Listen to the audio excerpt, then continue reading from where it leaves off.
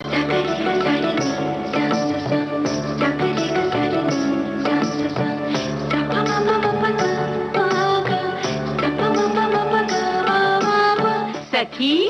सहेली।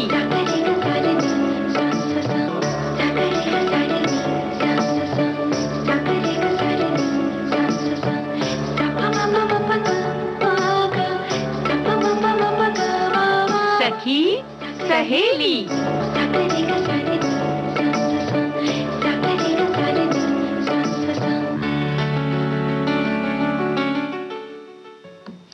सखी सहेली कार्यक्रम सुनने वाले सभी श्रोताओं को मन्नू बहुरिया और प्यारी बुआ का नमस्कार।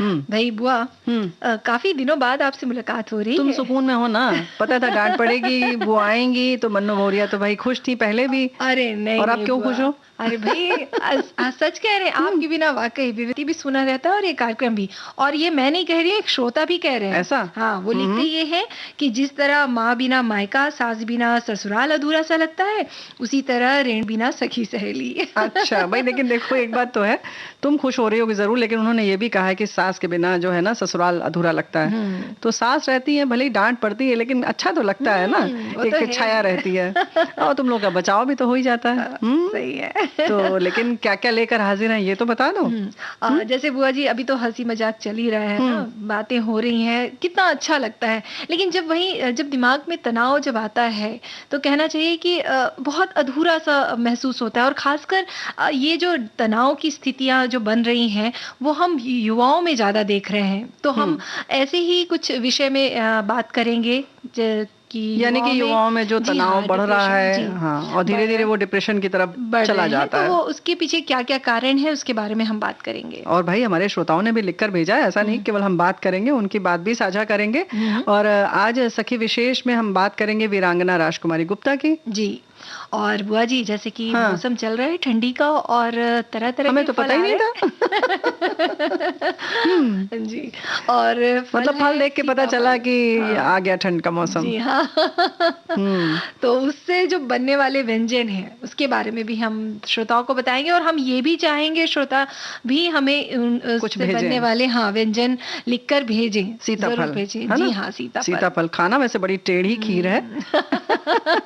मतलब जितना तो गूदा नहीं निकलता, उससे ज्यादा बीज निकल आते हैं, लेकिन है बहुत टेस्टी। हाँ, स्वादिष्ट बहुत है। तो भाई अच्छी जो भी मीठी चीज खानी है उसके लिए थोड़ा सा संघर्ष करना पड़ता है, ये बता देता है। लेकिन आज बड़ा खास दिन है, राष्ट्रीय विधिक सेवा दिवस। तो ढेर सारी शुभकामनाएं, बधाई हमारे उन सभी लोगों को जो इस सेवा से जुड़े हैं। और मन्नू बहुरिया, एक बात तो है कि ये सेवा से जुड़े लोग सेवा कर रहे हैं, लेकिन कहीं ना कहीं हम भी उनकी सेवा लेते हैं। और विधिक और न्याय की जब बात आती है तो हम सबको भी कभी कभी इनकी शरण में जाना पड़ता है।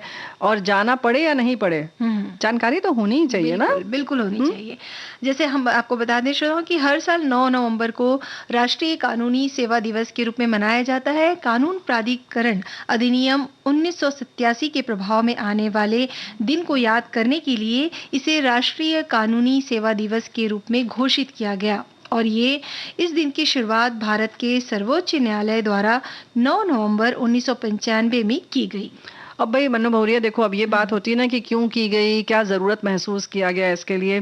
तो मुख्य उद्देश्य बस यही है कि न्याय व्यवस्था ठीक ठाक रहे, लोगों को अपने अधिकार पता हो। और जाहिर है कि जब अधिकार पता होंगे तभी आप उसके लिए जागरूक जब होंगे, तभी अपने अधिकारों के लिए, उसको पाने के लिए कुछ संघर्ष करेंगे। ये नहीं कह सकते कि लड़ाई करेंगे, हाँ, लेकिन आपको जागरूक रहना चाहिए, अनावश्यक रूप से नहीं, लेकिन कहीं कहीं अगर आपका शोषण हो रहा है तो आपको पता होना चाहिए कि ये इस तरह से आपका शोषण नहीं हो सकता, है ना। और बहुत सारे जैसे अभी लगता भी है कि बहुत पैसा खर्च होगा, कैसे करेंगे, और लोग कहते हैं एक बार अगर इसमें चले गए तो बस फंस जाते हैं। लेकिन ऐसा नहीं है।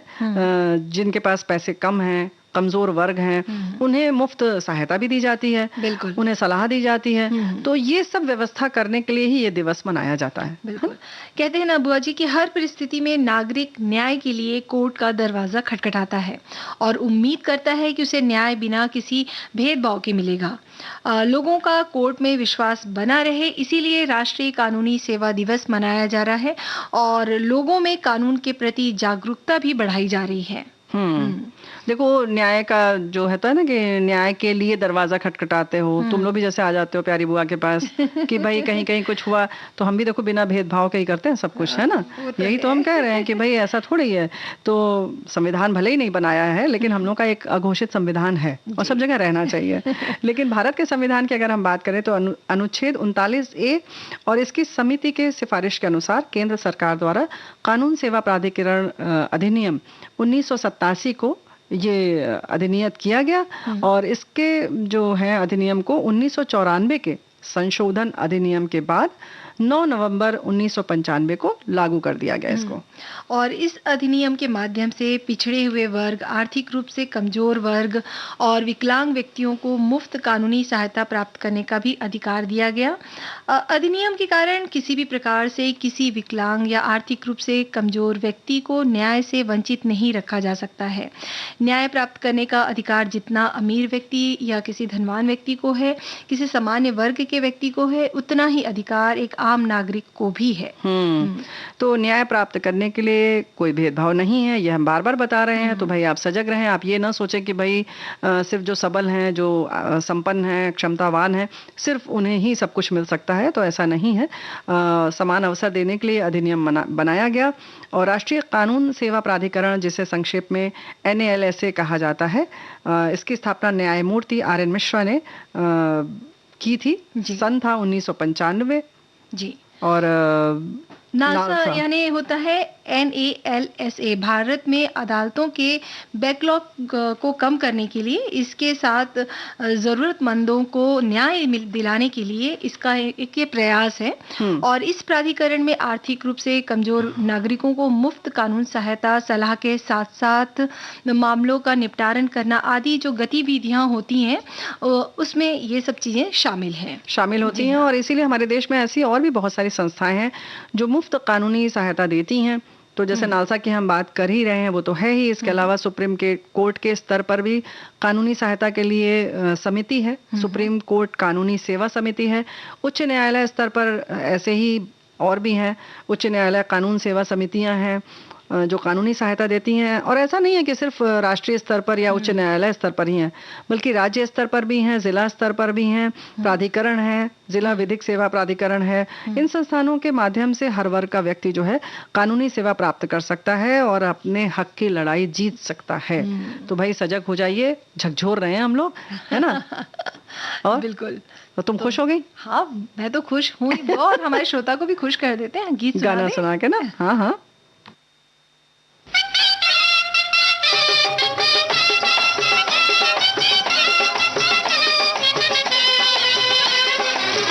दिल को देखो चेहरा न देखो, दिल को देखो चेहरा न देखो, चेहरों ने लाखों को लूटा। दिल सच्चा और चेहरा झूठा, दिल सच्चा और चेहरा झूठा।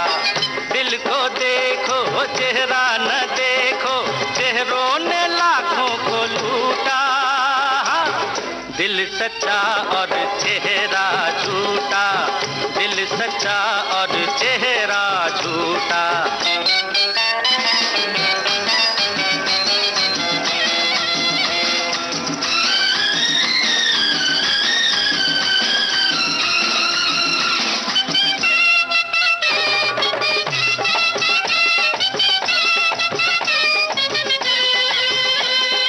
जो अपनी सच्ची सूरत दिखा दे, ऐसे नहीं दुनिया वाले।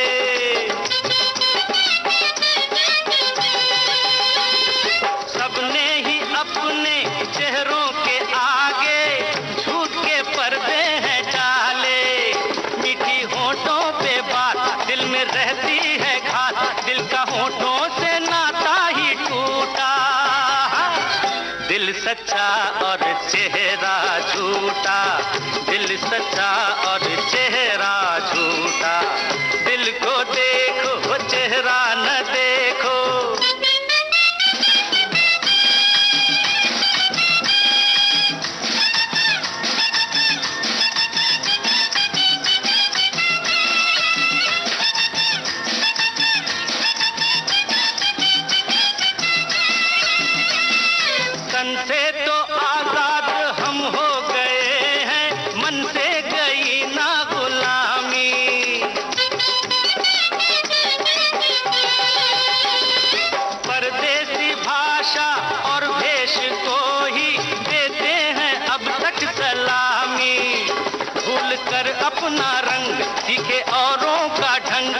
अपनेपन का चलन हमसे छूटा, दिल सच्चा और चेहरा झूठा, दिल सच्चा और चेहरा झूठा, दिल को देखो चेहरा न देखो।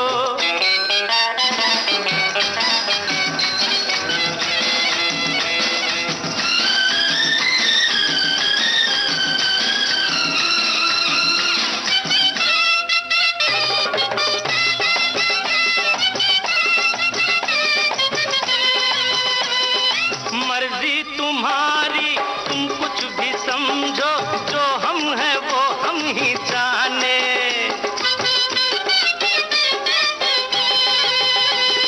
रंग रूप देखे तो देखे जमाना, हम प्यार के हैं दीवाने। पूजे धन को संसार, हमें मन से है प्यार, धन किसी बात पर हमसे रूठा। दिल सच्चा और चेहरा झूठा, दिल सच्चा और चेहरा झूठा, दिल को देखो चेहरा न देखो, चेहरों ने लाखों को लूटा है। दिल सच्चा और चेहरा झूठा, दिल सच्चा और चेहरा झूठा। बुआ जी, अभी आगे बढ़ते हैं और जो हमारी सखी विशेष आज हैं वीरांगना राजकुमारी गुप्ता जी, उनके बारे में श्रोताओं से कुछ बात कर लेते हैं। बिल्कुल भाई, क्योंकि भारत की आज़ादी में जितना योगदान हमारे भाइयों का था, यानी कि पुरुषों का था, स्वतंत्रता सेनानियों का, उतना ही महिलाओं ने भी योगदान दिया। हम बराबर इनकी चर्चा करते ही हैं इस कार्यक्रम के माध्यम से, और आज़ादी दिलाने में बहुत महत्वपूर्ण भूमिका निभाई। इन्हीं में हम इनका नाम, जैसे तुमने बताया कि राजकुमारी गुप्ता है, इन्होंने अपना अतुलनीय योगदान दिया। वीरांगना राजकुमारी गुप्ता का जन्म कानपुर के बांदा जिले में साल 1902 में हुआ। वो बहुत ही साधारण परिवार से थी। मात्र 13 वर्ष की आयु में ही उनका विवाह मदन मोहन गुप्ता से कर दिया गया था। मदन मोहन गुप्ता जी देश प्रेमी थे और अंग्रेजों के खिलाफ विद्रोह करने वाले क्रांतिकारी भी थे। इनके जो पति हैं, उनके विचारों से वो राजकुमारी गुप्ता जी काफ़ी प्रभावित रहीं और देश प्रेम के चलते उन्होंने उनका साथ देना चाहा और वो इस मुहिम से जुड़ गई। साल 1924 में अचानक असहयोग आंदोलन के बंद होने के बाद राजकुमारी गुप्ता को लगने लगा कि अब भारत को की जो आज़ादी है वो केवल क्रांति से ही संभव है, और इसके बाद वो क्रांतिकारी विचारों की ओर ज़्यादा प्रभावित हुई, आकर्षित हुई। चंद्रशेखर आज़ाद के आंदोलन में शामिल हुई और उनकी सहायता करने लगी। अपने घर परिवार में जानकारी दिए बिना वो गुप्त रूप से क्रांतिकारियों को उनकी जरूरत की सभी सामान पहुंचाती, सामग्री देती, यहाँ तक कि संदेश भी पहुंचाया करती थी, पता है? बिल्कुल। और बाद में जब वो इलाहाबाद जाकर चंद्रशेखर आजाद के संघ से के लोगों से जुड़ गई और जिसका नेतृत्व उस समय भगत सिंह कर रहे थे। और 9 अगस्त साल 1925 को लखनऊ के जो काकोरी ट्रेन कांड में राजकुमारी गुप्ता जी ने मुख्य भूमिका निभाई थी, और इस घटना को अंजाम देने के लिए राजकुमारी जी ने हथियारों को अपने कपड़ों के अंदर छिपाकर एक जगह से दूसरी जगह तक वो पहुंचाया करती थी। मतलब कितना चुनौतीपूर्ण ये कार्य था और खतरनाक भी था। और वैसे ये जो डरी नहीं, डरी नहीं। और हमारे एक साथी ने भी अपने संदेश में ये लिखकर भेजा है कि काकोरी कांड के बाद ही उनका नाम बहुत उजागर हुआ और लोग जानने लगे।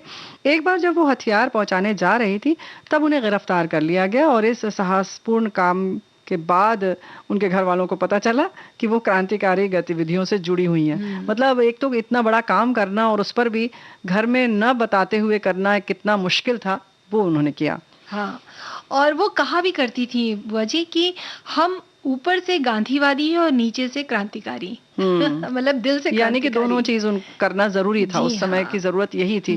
तो राजकुमारी गुप्ता कई बार जेल भी गईं। साल 1930, 1932 और 1942 में क्रांतिकारी कार्यों के कारण जेल की सजा सुनाई गई। देश की आज़ादी के संघर्ष में महिलाओं को भी उन्हें उतना ही संघर्ष झेलना पड़ा। यहाँ एक तरफ राजकुमारी देश की आज़ादी के लिए संघर्ष कर रही थी, वहीं अपने इस तरह के कामों के कारण ही वे अपने घर से दूर कर दी गईं। और इसके बाद उनके ससुराल वालों ने उनका साथ छोड़ दिया। मतलब इस तरह का जब काम हुआ तो उनके घर वालों ने भी ये कह दिया कि हम इन्हें नहीं जानते। और ये बात उन्होंने पेपर में भी लीक करवाई थी, या कह सकते हैं छपवाया था, घोषित किया था। जी हाँ। और जब इस तरह की जब बात हुई तो ये समय सोचिए उनके लिए कितना पीड़ादायक रहा होगा ना। पर राजकुमारी जी इस समय इस परिस्थितियों को भी उन्होंने बहुत बहादुरी से झेला, कह सकते हैं। और ये भी बहुत दुखद है बुआ जी की राजकुमारी जैसी वीरांगना को अंग्रेजों के साथ साथ समाज की से भी लड़ना पड़ा। देखो ऐसा है ना कि समाज से लड़ने की जहाँ तक बात है, हमें लगता है उनके लिए बहुत नगण्य रहा होगा परिवार से लड़ना। जो इतने बड़े देश को देख रहा है कि उसका लक्ष्य वो है, तो शायद उन्होंने इसको ध्यान भी नहीं दिया होगा जितना कि हम उसे सोच रहे हैं, है ना। क्योंकि उनके लिए जो लक्ष्य था वो बहुत बड़ा था, आसमान में छेद करने जैसा था, है कि नहीं। और लेकिन उन्होंने करके दिखाया। संपूर्ण जीवन उन्होंने संघर्ष किया ही, जैसा कि हम बता रहे हैं। लेकिन इस बात में वो संतुलित रहना ही था ना, क्योंकि उनका व्यक्तित्व तो बहुत महान था, उनका साहस जो है वो बेमिसाल था। तो इस तरह से उन्होंने दिया। तो ऐसी वीरांगना को तो भाई हम शत शत नमन करते हैं, और हम कितनी छोटी छोटी चीजों में घबरा जाते हैं, और उनसे प्रेरणा लेनी ही चाहिए। मधुबन खुशबू देता है, सागर सावन देता है, जीना उसका जीना है, जो औरों को जीवन देता है।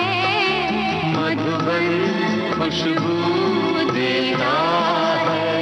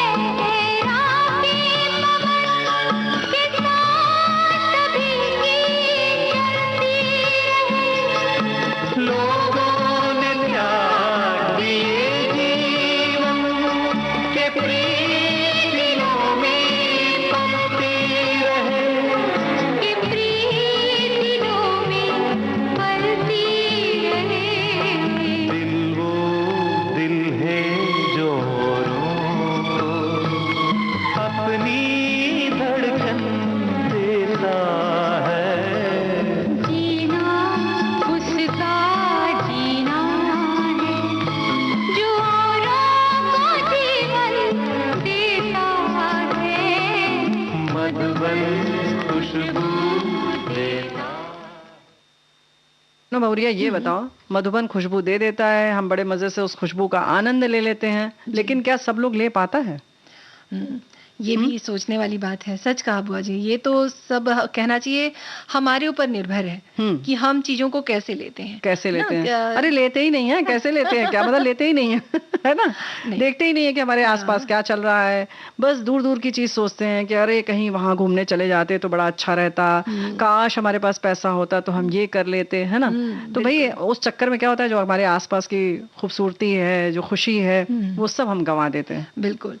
और अगर हम अपने युवाओं की बात करें बुआ जी, तो ये जो बदलता परिवेश या बदलता जो वातावरण है उनके आसपास का, या लाइफ स्टाइल बोल सकते हैं, ये काफी बदल गया है। ये कहना चाहिए उनकी महत्वाकांक्षाएं बढ़ गई हैं। हाँ, जिसके कारण वो जाने अनजाने बहुत से तनाव ले लेते हैं। ये तो भी हम ही देते हैं ना। हाँ। हम कहते हैं नहीं नहीं ये कैसे, इतने में कैसे होगा, अरे 85% नंबर तो कम है, पड़ोसी का देखो 95 आया है। वो तो ये सब तो हम ही देते हैं ना। हाँ। तो भाई कहीं ना कहीं हम जिम्मेदार हैं। भाई जिम्मेदारी तो अपने ढंग की है, और जो है माहौल ये तो यही रहेगा ना। तो अब जरूरत इस बात की है कि हम इसको कैसे दूर करें, कैसे हम आसपास के मधुबन की खुशबू का मजा लें। तो ये हमारे ऊपर निर्भर करता है, क्योंकि जितना अब हम फिर कहेंगे अरे पूरी दुनिया ऐसी में बह रही है तो हम क्या करें, नहीं भाई, आप अपना एक अलग वातावरण तैयार कर सकते हैं जो आपका अपना होगा। बिल्कुल, है ना? और सबसे जरूरी महत्वपूर्ण बात ये भी है बुआ जी की जो पेरेंट्स होते हैं, अभिभावक हैं, वो ये भी देखें कि आपके बच्चे की कितनी क्षमता है। हाँ। आप उसे जरूरत से ज्यादा अगर तनाव डालेंगे, बोझ डालेंगे किसी भी क्षेत्र में जाने के लिए, तो कहीं ना कहीं बच्चा डिप्रेशन का शिकार हो जाएगा। यानी कि कारण की अगर हम बात करें तो जैसे लाइफस्टाइल की बात हो गई, फिर उसके बाद काम का बोझ हो गया, महत्वाकांक्षी हम बहुत हो गए हैं, फिर ज्यादा वही कि हमारी जो अपने अभिभावक खुद हम जो हैं वो अपनी जो इच्छाएं हैं वो कहीं ना कहीं बच्चों में के माध्यम से पूरा करना चाहते हैं। जो हम नहीं कर सके वो हम सोचते हैं अच्छा बच्चा कर ले हमारा, कम से कम तो हमारा ये सपना पूरा हो जाए। यहाँ तक कि ये भी सोचते हैं कि हमारा जीवन ही सफल हो जाए। तो ऐसी छोटी छोटी चीजों से अपने जीवन को जोड़ लेते हैं ना। और जो कि गलत है। हाँ, और गलत तो ये भी है कि भाई हम चाहते हैं कि हम बहुत प्रसिद्धि हमें मिल जाए, हम जहाँ जाए तो हमें 4 लोग पहचाने। हाँ, ये भी है। और युवाओं में खासकर जब वो टीवी और फिल्म देखते हैं तो उससे बहुत प्रभावित होते हैं। बिल्कुल। और वो अपनी लाइफस्टाइल, अपना जो क्या बोलना चाहिए, दिनचर्या है, वो सारी चीजें उसके अनुसार करना, उसके हिसाब से करना चाहते हैं, लेकिन कई बार वो नहीं कर पाते। और ये जो प्रेशर होता है वो भी चीजें उनको कहीं ना कहीं तनाव से भर देती हैं। फिर धीरे धीरे अवसाद की ओर चले जाते हैं और वो कहीं ना कहीं जानलेवा भी हो जाता है। तो हमें समय रहते इस बात को समझना होगा। तो वैसे तो हमारे श्रोता समझ गए होंगे ना मन्नू बहुरिया की ये सब चीजें हमें नहीं करना है, लेकिन फिर जिए कैसे। अब सवाल ये आता है कि भाई अगर हम फेमस होने की इच्छा न रखें, प्रतियोगिता में भी हिस्सा न लें या समाज के संग दौड़े नहीं, तो फिर करेंगे क्या। लेकिन ऐसा नहीं है, अपनी क्षमता को समझते हुए हम आगे बढ़ सकते हैं। और अगर प्रसिद्धि भी चाहते हैं तो उतनी ही सीमा तक चाहिए जितना कि आपको लगता है कि आप कर सकते हैं। और उसके संग संग एक बात और है, 100% आप अपने कर्म को दीजिए, अपने प्रयासों को दीजिए, सारे संघर्षों को किनारे रखते हुए। लेकिन हाँ, यह है कि परिणाम जो है उसके लिए आप ऐसे न हो जाएं कि आप परिणाम अगर आया आपके हित में या आपकी इच्छा के अनुरूप तब तो आप खुश, और अगर नहीं आया तो आप बस गए काम से। बिल्कुल। तो ऐसा नहीं है, दोनों के लिए तैयार रहना चाहिए कि भाई हो भी सकता है, नहीं भी हो सकता है। और आप भी तैयार रहिए और अपने बच्चों को भी इस बारे में तैयार कीजिए कि भाई अगर कुछ नहीं होता है, अगर आपका डांस कंपटीशन में सिलेक्शन नहीं हो पाता है, तो इसमें निराश होने की बात नहीं है, अगले बार आप इसकी कोशिश कर सकते हैं। मन्नू बहुरिया, यही तो हम कह रहे हैं कि भाई इस मामले में अभिभावक की जो भूमिका है वो बहुत महत्वपूर्ण है। डिप्रेशन भी हम ही देते हैं, लेकिन जो सपोर्ट वाली जो बात अभी तुमने जैसे कही ना कि कह दो अरे नहीं भाई कोई बात नहीं, तुम जैसे हो, तुम हमारे बच्चे हो, हमारे ही बच्चे रहोगे, और तुम्हारी जो क्षमता है वो हमें पता है ना, तो तुम्हें कहीं इस बात की जरूरत नहीं है। लेकिन इसका मतलब ये नहीं कि आप उसको आगे बढ़ने से रोक दीजिए। अब हमारे श्रोता कहेंगे लो इसका मतलब कहीं भेजो ही नहीं, ऐसा नहीं है, आप भेजिए, लेकिन हाँ जो भी करोगे 100% मन लगा कर करो, पूरे दिल से करो, परिणाम जो भी आएगा कोई बात नहीं, है ना। तो बुआ जी थोड़ा सा हम लोग ब्रेक ले लेंगे, है ना, परिणाम कुछ भी आए ले लेते हैं, ब्रेक ले लेते हैं और श्रोताओं को एक गीत सुना देते हैं। ऐसा? हाँ। चलो ठीक है।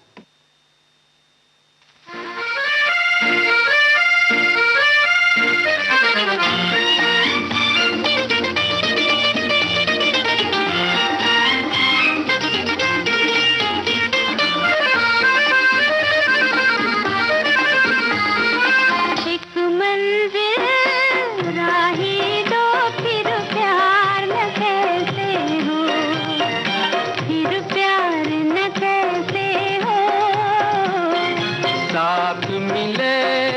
जब दिल को फिर प्यार न कैसे हो, फिर प्यार न कैसे हो।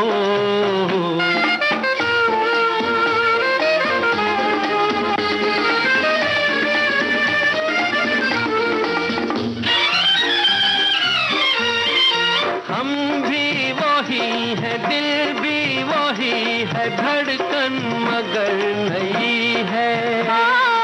देखा तुमीत आँखों में प्रीत क्या रंग भर गई है, हाँ क्या रंग भर गई है। एक मंजिल राही दो फिर प्यार न कैसे हो, फिर प्यार न कैसे हो।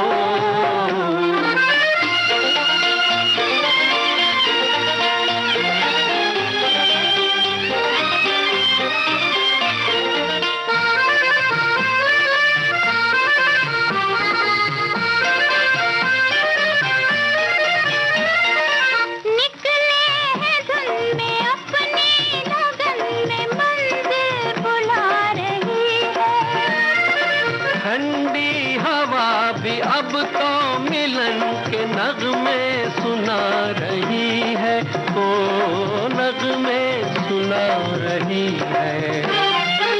एक मंजिल राही दो फिर प्यार न कैसे हो, फिर प्यार न कैसे हो।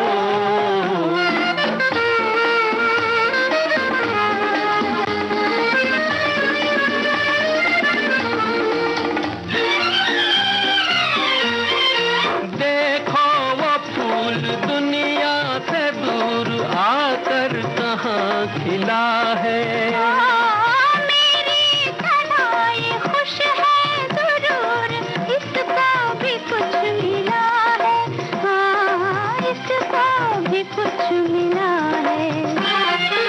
एक मंजिल राही दो फिर प्यार न कैसे हो, फिर प्यार न कैसे हो। साथ मिले जब दिल को फिर प्यार न कैसे हो, फिर प्यार न कैसे हो, फिर प्यार न कैसे हो, फिर प्यार न कैसे हो। हाँ बुआ जी, अभी तो बहुत सारी बातें हैं जो करनी है ना? लेकिन फिलहाल एक ब्रेक ले लें। हाँ, क्योंकि बहुत महत्वपूर्ण विषय था। ब्रेक लेते हैं, उसके बाद बात करते हैं।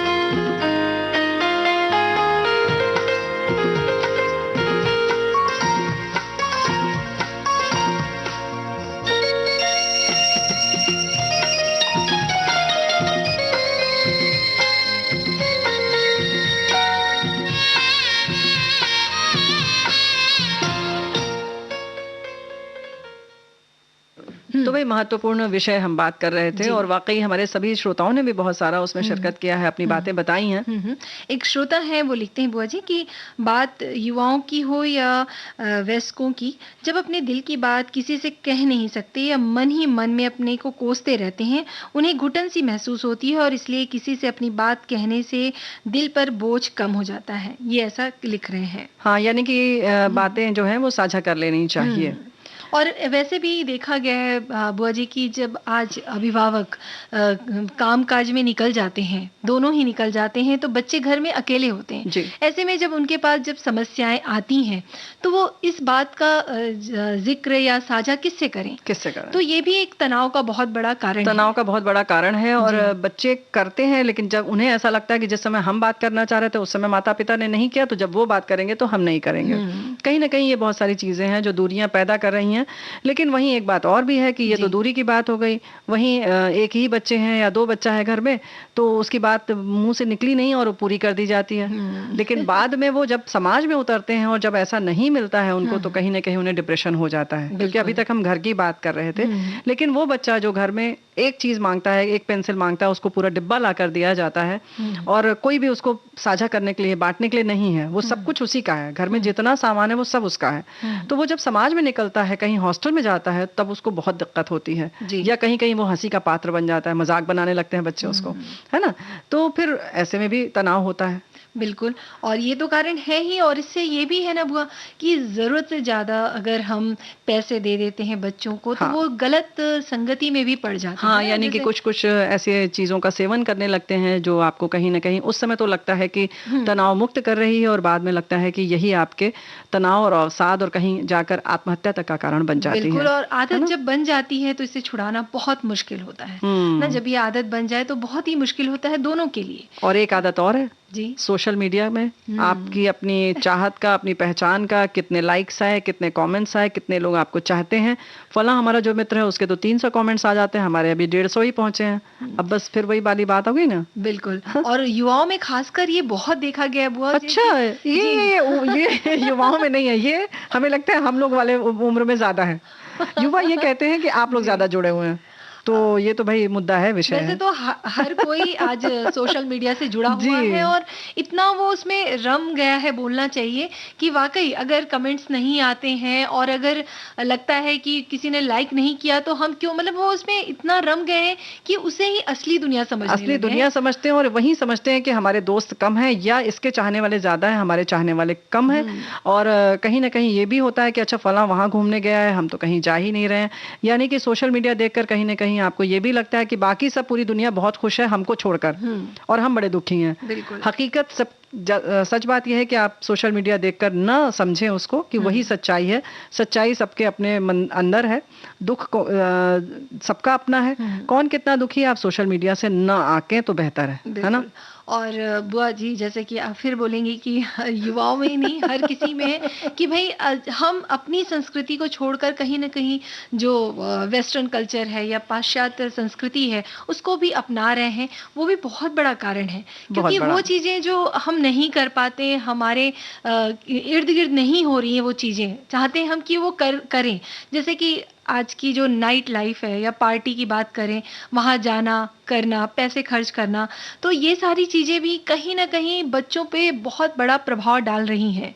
बिल्कुल सही बात है। संस्कृति की जो बात होती है, संस्कृति बनती कैसे है? देखो, कहीं ना कहीं भौगोलिक स्थिति ऐसी होती है, या हमारी जो परंपराएं होती हैं, या हमारा पूरा वातावरण उससे बनता है ना। वातावरण जैसा होता है वैसी ही संस्कृति बनती है। तो जैसा, मतलब भौगोलिक स्थिति से मतलब है कि जैसा मौसम होता है वैसे ही आपका खान पान होता है, वैसे ही पहनावा होता है। तो जब हम कहीं की नकल करते हैं तो जाहिर है कि हमारे इस मौसम में, इस मिजाज में वो नहीं फिट बैठता है। तो बस फिट नहीं बैठता है, तो जैसे आप टाइट कपड़े पहन लेते हैं, दिक्कत होती है, वही चीज हो गई, समझ लो, है कि नहीं। तो बस समझ जाइए कि जो आपके लिए बना है वो आपके लिए बना है, आप उसी में रहें और उसी में कुछ अच्छा और अच्छा करें, बेहतर करें, ना कि किसी की नकल करें। देखो, नकल नकल होती है और असल असल होता है, है ना। तो असल जिंदगी जिएंगे तो जाहिर है कि डिप्रेशन वगैरह तो दूर चला जाएगा। तो इसके लिए योगा किया जाए। हाँ ना? वैसे तो हर किसी को योगा करना चाहिए। हाँ। योगा करने से तनाव तो दूर होता ही है, आपकी जो आपका जो शरीर है वो भी बहुत फ्लेक्सिबल होता है, आप बहुत सी बीमारियों से बचते हैं। तो ये बहुत अच्छी एक शुरुआत हो सकती है। हाँ। कि आप दिन की शुरुआत योगा से करें। दिन की शुरुआत योगा से करें। दिन में उठते ही आप ये सोचें कि आज का दिन हमें फिर 24 घंटे मुफ्त में मिला है, जिसका कि कोई भी हमसे हिसाब नहीं मांगने वाला है, और एक नई शुरुआत है। एक सूरज फिर से उगा है, इसकी लाली देखें और आसपास के जो वातावरण है उसको आनंद से देखें और सोचें कि वाह, आज का दिन तो बहुत अच्छा है। जब इस तरह से वहां से आप शुरू करेंगे तो जाहिर है कि पूरा दिन वाह वाह ही गुजरेगा। बिल्कुल, है ना। तो श्रोताओं को भी एक अच्छा गीत सुना देते हाँ हैं। बिल्कुल, ताकि वो भी वाह कह दें। हाँ।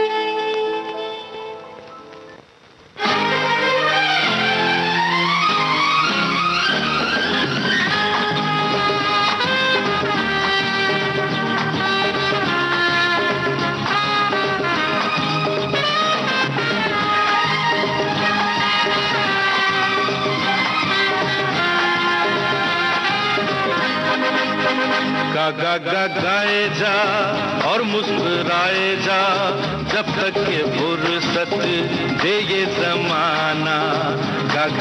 गाए जा और मुस्कुराए जा, जब तक ये फुर्सत दे ये जमाना।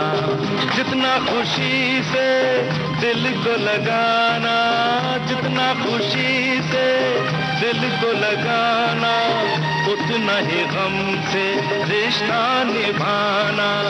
गाए जा और मुस्कुराए जा, जब तक ये फुर्सत दे ये जमाना। गाए जा।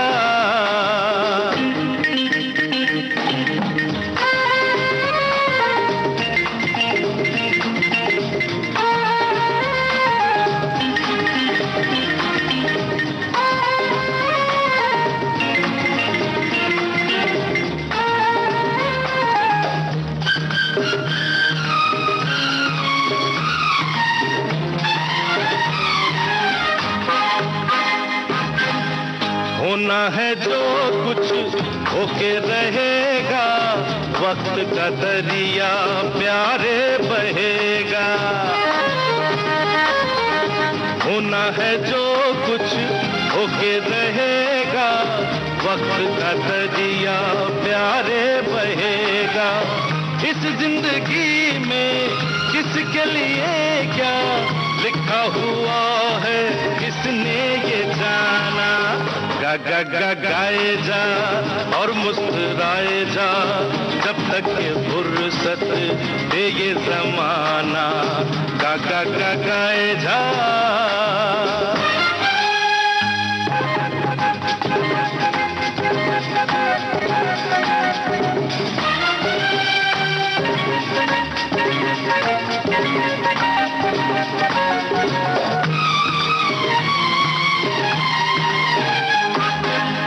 दुनिया में जीना अपनी अदा से, कोई कहे क्या अपनी बला से।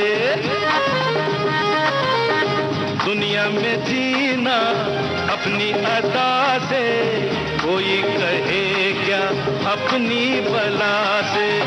आंधी का जोर हो, तूफान का शोर हो, रुकने का नाम नहीं, पढ़ते ही जाना। गाए जा और मुस्कुराए जा, जब तक ये फुर्सत दे ये जमाना। गाए जा।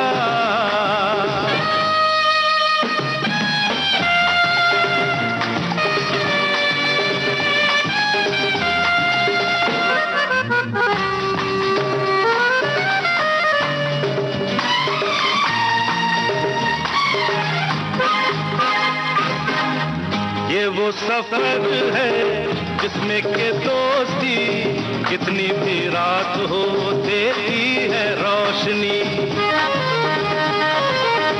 ये वो सफर है जिसमें के दोस्ती कितनी भी रात हो देती है रोशनी। इस रोशनी की एक एक किरण से जितने भी चाहे सूरज बनाना। गाए जा और मुस्कुराए जा, जब तक के फुर्सत दे ये जमाना। जितना खुशी से दिल को लगाना, जितना खुशी से दिल को लगाना, उतना ही गम से रिश्ता निभाना। गाए जा और मुस्कुराए जा, जब तक के फुर्सत दे ये जमाना। गाए जा। गाए जा और मुस्कुराए जा, मतलब ये भी दो मंत्र हैं कि आप गाना गाएं और मुस्कुराएं। अब मुस्कुराने के लिए जैसे कहोगे कि बड़े दुखी हैं तो क्यों मुस्कुराएं, तो मुस्कुराने से क्या हो जाएगा? तो भाई ऐसा नहीं है, कभी कभी आप जब ड्रामा करते हैं तो वो अंदर भाव भी आता है। ये थोड़ा सा उदाहरण मन्नू बहुरिया कभी देखा होगा कि जब हम तुम्हारी फोटो खींचते हैं और जैसे कहते हैं स्माइल करो, तो हम जब मुस्कुराते हैं तो नहीं लगता कि हम खुश हो गए अंदर से? तो क्या इसका उल्टा नहीं कर सकते? जब हमें खुश होना, थोड़ा मुस्कुरा लीजिए, देखिए आप खुश हो जाएंगे। एक बार एक प्रयोग करके देखिए, है कि नहीं? बिल्कुल। तो इस तरह से भी होता है कि आप जब ड्रामा करते हैं या आपका मन थोड़ा दुखी है तो चलो खूब अच्छे अच्छे कपड़े पहनते हैं, आज तैयार होते हैं और मन में सोचते हैं कि आज अच्छी सी पार्टी में जा रहे हैं। देखो मन कितना खुश हो जाता है। और जब कभी ऐसा मन उदास हो तो प्रेरणात्मक जो कहानी होती है, कविता है, वो भी सुन सकते हैं हम। बिल्कुल सुन सकते हैं, लेकिन कौन सुनाएगा? दिक्कत ये हो जाती है, अब आप उसको तलाश करेंगे किसी की तो दिमाग नहीं चलता। लेकिन कोशिश करें कि आप खुद अपने आप उठें, कोई नहीं उठाएगा आपको। ये मान कर चलें कि आपका अपना ये है जीवन, आपको इसे उठाना है। और इस पर एक कहानी की बात पे वाकई मन्नू बहुरिया याद आ गई एक कहानी। चलो ये बड़ा अच्छा किया तुमने। तो भाई एक जैसे कि राज्य था, उसमें एक फकीर रहते थे, तो बहुत खुश थे, आनंद में रहते हैं, जैसे होता है फकीर लोगों का कि आनंद में रहते हैं। हमें लगता है कि ये पता नहीं कैसे आनंद में, इनके पास तो कुछ है नहीं। ऐसे ही राजा जो थे वो घूम रहे थे, देख रहे थे कि उनके राज्य में कोई दुखी तो नहीं है, या दुखी तो नहीं लेकिन उनको लगा कि किसी के पास कुछ कमी हो तो दे दें। तो उन्होंने फकीर को देखा तो उनको लगा कि अरे न तो इसके पास कपड़े हैं, न तो कुछ खाने का है निश्चित, सब कुछ सामान अच्छा नहीं है, तो चलो इसको अपने राज्य में ले चलते हैं और इसको सुखी रखेंगे, इसका जीवन जो है वो सुखी कर देंगे। तो उन्होंने उनसे आग्रह किया कि फकीर महाराज आप चलिए हमारे यहाँ। तो बोले क्यों? तो उन्होंने कहा कि भाई आपको सारी सुख सुविधाएं हम देना चाहते हैं और हमारे राज्य में हम चाहते हैं कि सब लोग संपन्न रहे। तो उन्होंने कहा ठीक है, हमारी 2-3 शर्तें हैं, आप मान लें तो हम चलेंगे।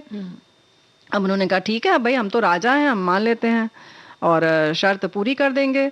फिर वो बोले कि क्या क्या शर्त है आपकी? तो उन्होंने कहा कि भाई ऐसा है कि हमें बहुत अच्छे अच्छे कपड़े चाहिए और हम जैसा चाहेंगे वैसा हमें देना। तो राजा ने कहा ठीक है दे देंगे।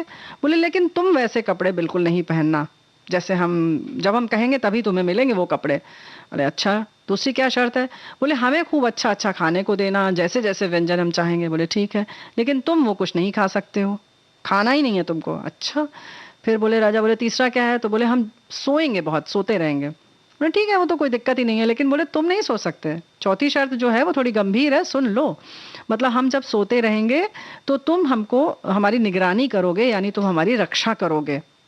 बोले भाई ये तो हद हो गई कि मतलब हम राजा हैं और इतना सब कुछ देने को तैयार हैं और उसके बाद तुम्हारी रक्षा भी करें, मतलब हम सोए भी ना। तो फिर फकीर ने कहा क्या हो गया? अब तो राजा के चेहरे का रंग उड़ चुका था भाई, उसको तो बल्कि गुस्सा आने लगा। लेकिन अब उन्हें वादा किया था तो थोड़ा शांत रहा कि चलो सुन लेते हैं पूरी बात। तब फकीर हंसा बहुत तेज और उसने कहा महाराज क्षमा चाहता हूँ, हमारे पास इससे बड़े बादशाह हैं। अच्छा, यानी भगवान है या वो प्रकृति है जिन्होंने हमें ये सब दे रखा है। वो हमें बहुत अच्छा पहनने के लिए दे चुके हैं, दे रहे हैं बराबर। हमें जब मर्जी होती है हम सोते हैं, जितना मन होता है उतना सो जाते हैं, जो मन आता है वो हम खाते पीते हैं। और उसके साथ साथ सबसे महत्वपूर्ण ये है कि वो 24 घंटे हमारी निगरानी करते हैं, हमारी सुरक्षा का ख्याल रखते हैं। क्या बात है। तो बताइए इतने बड़े बादशाह को छोड़कर हम आपकी शरण में क्यों आए? तो ये चीज हमें मिली हुई है क्योंकि हमने इसको मांगा नहीं है चूंकि, तो शायद हम लोग मन्नू बहुरिया उसके महत्व को नहीं समझते।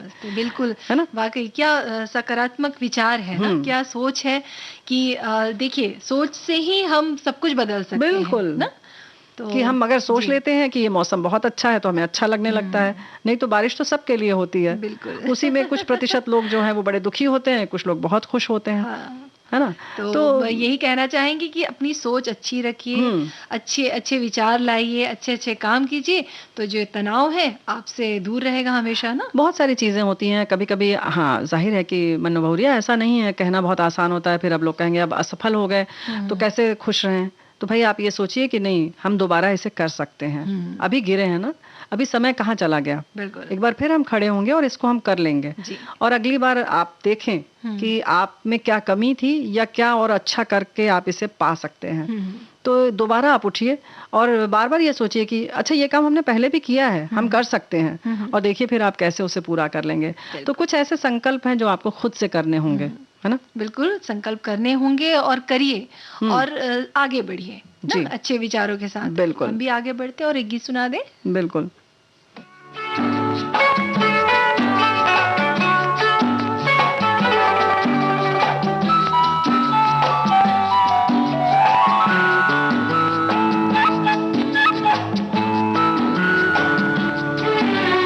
नींद चुरा के रातों में तुमने बातों बातों में देखो बात बदल दी है। हम फिर बात बदल देंगे, आज नहीं दिल कल देंगे, भाई ऐसी भी क्या जल्दी है, और ऐसी भी क्या जल्दी है।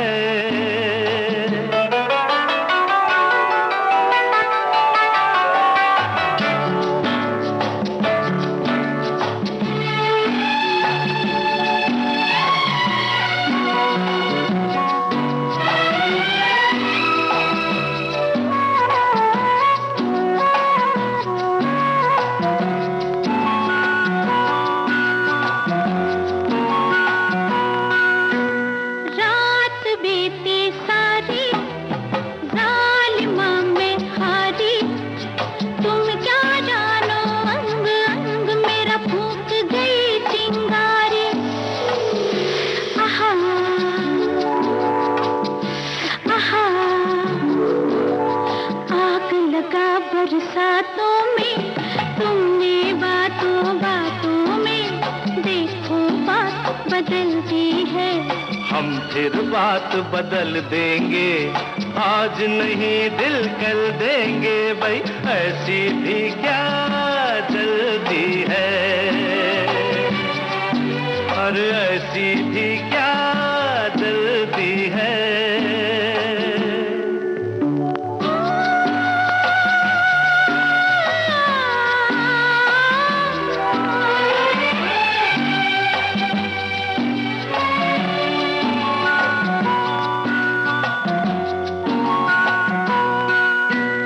दर्द बहुत सह बैठी, दूर बहुत रह बैठी, तुमको जो कहना था मुझसे मैं तुमसे कह बैठी। आहा आहा, हाथ पकड़ के हाथों में तुमने बातों बातों में देखो बात बदल दी है। हम फिर बात बदल देंगे, आज नहीं दिल कल देंगे, भाई ऐसी भी क्या जल्दी है, और ऐसी भी क्या जल्दी है। हर हर नींद चुरा के रातों में तुमने बातों। तनाव की तो बहुत बात हो गई बुआ जी, लेकिन इससे निकलने का जो आसान तरीका है वो ये है कि जब भी आप तनाव में रहें ना, तो जो सामने है आपके, जो आप लग रहा है कि सामने वाला तनाव में है, डिप्रेशन में है, तो आप उसके पास जाइए और उनसे बातें कीजिए, और ऐसी बातें कीजिए ताकि वो उस तनाव से निकल जाए ना, उससे जुड़ी हुई बातें कीजिए ताकि उसको भी लगे कि नहीं, जिंदगी जो चल रही है बहुत सरल तरीके से है, साधारण है, और उसे एक मोटिवेशन मिले ताकि वो इन सब चीजों को छोड़कर बाहर आ सके। बिल्कुल सही बात है, यानी कि उसको कहीं ना कहीं उसका दिमाग जो है कहीं और उलझा भी सकते हैं, ये भी एक तरीका होता है। वहीं एक बात और है कि अभी हमारे एक साथी ने लिखकर भेजा है कि डिजिटल उपवास भी बहुत ज़रूरी है। अच्छा। यानी डिजिटल जो चीज़ें हैं उनसे आप दूरी बना कर रख लें तो भी बहुत बेहतर, बहुत हद तक आप इससे ठीक रहेगा। और इसके संग संग फिर पुरानी चीज़ पे पहुंच जाएं, कागज़ कलम उठा लें और जितनी चीज़ों पर आपको गुस्सा आ रहा है, क्योंकि देखो मन्नू भौरिया ऐसा है ना कि डिप्रेशन तभी होता है जब हमें लगता है देखो अब इन्होंने हमारे से बड़ा गलत कर दिया, अगर हमें टीचर नंबर सही देता तो हम पास हो जाते, फिर हमें घर में डांट नहीं पड़ती। तो आप वो सब लिख डालिए, फिर आपका देखेंगे कि आपका मन जो है वो खाली हो गया। मन खाली करना, हल्का करना बहुत जरूरी है।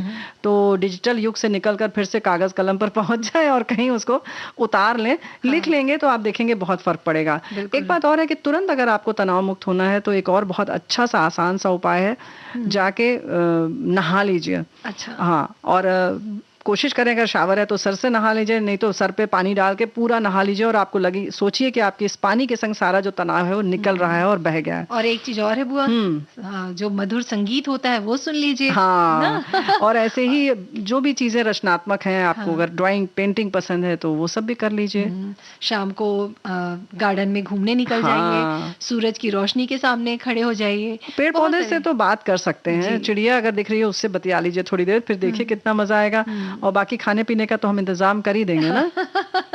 हम नहीं कर रहे हैं, मन्नू भौरिया करेंगे। अच्छे अच्छे जो व्यंजन होते हैं वो भी खा सकते हैं। बताओ बताओ, सीताफल वाला बताओ, क्या बता रही हो? जी, तो भाई श्रोताओं, ये है सीताफल की रसमलाई। इसमें आपको रसगुल्ला के कुछ नहीं करना है, सामग्री लेनी है, नहीं लेना है। हाँ। रबड़ी के लिए सामग्री लेनी है जी। तो रसगुल्ला के लिए है 1 लीटर दूध, 1 नींबू ले सकते हैं या 1 बड़ा चम्मच विनेगर ले सकते हैं और 1 कप चीनी।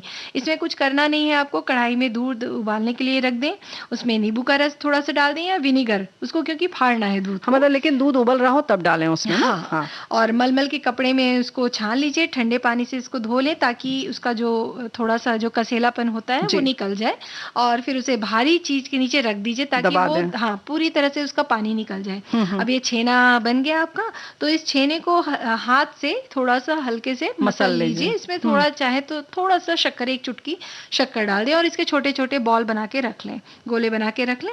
और इसको कुकर में आप चाहे तो 1 कप शक्कर और 3 कप पानी डालकर उबलने दें पहले, और उसके बाद जो अपने रसगुल्ले बॉल बनाए उसको डाल दीजिए और 2-3 सीटी लगा दीजिए। तो आपके ये रसगुल्ले तैयार। सीटी लगाना पड़ेगा? जी हाँ, सीटी लगा दीजिए, 2-3 सीटी लगाया। कढ़ाई में कर रहे हैं तो खुला पका लीजिए, थोड़ा सा देख लीजिए आप उसको कि वो पक गया है कि नहीं, हल्का सा रस उसमें चला जाना चाहिए, एब्जॉर्ब कर लेगा, अच्छे से सोख लेगा। बिल्कुल। और फिर मन्नू भौरिया कहेंगे करना कुछ नहीं है आपको, बस ये कर लीजिए, बस ये कर लीजिए, करना कुछ नहीं है आपको, और बन गया रसगुल्ला। और फिर रबड़ी के लिए हम बता देते हैं जी, इसमें क्या है, एक कढ़ाई में आप दूध डालकर धीमी आंच पर पकने दें जी, और मलाई को साइड करते जाएं, तो इससे क्या होगा, रबड़ी जो है ना मलाईदार बनेगी। अब जब दूध गाढ़ा हो जाए तो शक्कर और सीताफल का जो पल्प आपने निकाला है वो उसमें मिक्स। कहाँ निकाला था? अभी तो निकल ही रहा है, बहुत मुश्किल है निकालना। अभी गूदा निकला नहीं है। वो जी आसान भी है। अच्छा। कई ऐसे मशीन आती है जिससे जिससे आप उसमें डाल दीजिए तो वो बीज अलग हो जाएंगे, पल्प अलग निकल जाएगा। सही है, हाँ। और उसके बाद इसको मिक्स करने के बाद रबड़ी को ठंडा होने दीजिए और जो रसगुल्ले आपने बनाए हैं वो हल्के हाथ से थोड़ा दबा के उसमें डाल दीजिए। बस बन गया आपका सीताफल के व्यंजन। तो हमारे साथी ने भी लिखा है कि जैसे हम लोग बार बार कह रहे हैं कि सीताफल को खाना बड़ा मुश्किल है, तो वैसे उन्होंने लिखा है, और वो कहती हैं कि हम तो भाई बस कस्टर्ड बनाते हैं इसीलिए और कुछ नहीं करते। तो वो भी अच्छा लगता है। तो अच्छा, एक और है। हाँ, बताओ। वो सीताफल की बासुंदी है। तो इसमें कढ़ाई में आपको दूध डालना है, उबलने दें इसको धीमी आंच में, और 1 लीटर आप दूध ले सकते हैं, आप जितना बनाना चाहें। और सीताफल पल्प जैसे हमने बोला, देखो लेने को तो 5 लीटर भी ले सकते हैं। अब लेना कितना और उसमें कितना क्या डालना ये बताओ। दूध लेना है और उसमें 1/4 कप शक्कर डालनी। शक्कर आप आगे पीछे कम ज्यादा कर सकते हैं। हाँ, वो आपके स्वाद के अनुसार है। जब ये गाढ़ा होने लगे तो इसमें शक्कर डाल दें और सीताफल का पल्प डाल दें, और चाहें तो ऊपर से गार्निश कर दीजिए। देखो सीताफल के जो पल्प की तुम बात कर रही हो, गूदे की, वो गूदा निकालना है तो फिर उसको मैश करना है या बस ऐसे ही डाल देना है? नहीं, उसे हल्का सा मैश कर ले थोड़ा सा, ताकि वो गाढ़ा हो जाए। हाँ जी, तो ऐसे आप ये सीताफल की बासुंदी भी बना सकते हैं और खा सकते हैं, खिला सकते हैं। आप क्या कर सकते हैं? अब एक गीत सुन ले, समय है। हाँ।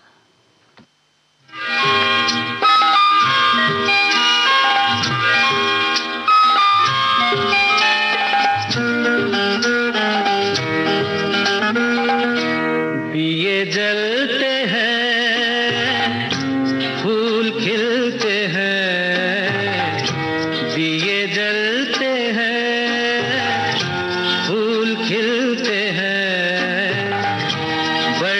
मुश्किल से मगर दुनिया में दोस्त मिलते हैं, दिए जलते हैं।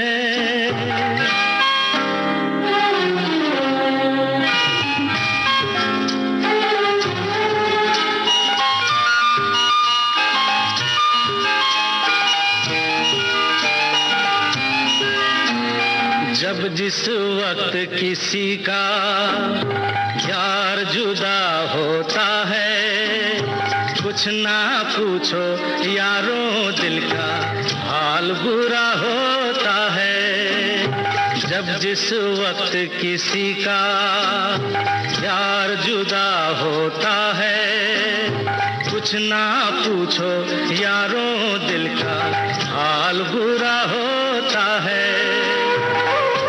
दिल पे यादों के जैसे तीर चलते हैं, आहा दिए जलते हैं, फूल खिलते हैं, दिए जलते हैं।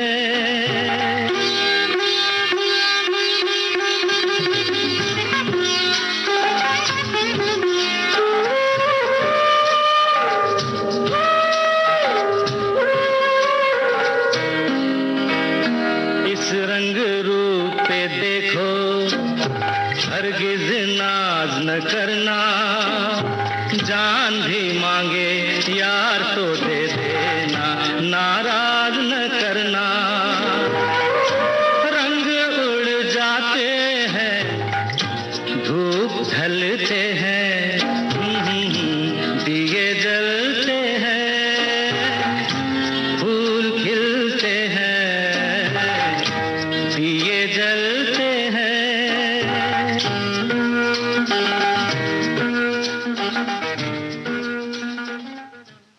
तो मतलब मिलते जुलते रहना चाहिए, बिल्कुल।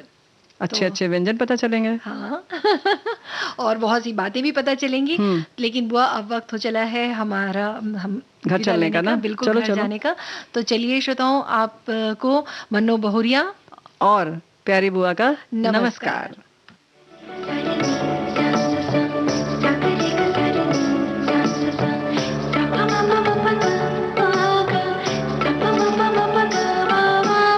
सखी सहेली।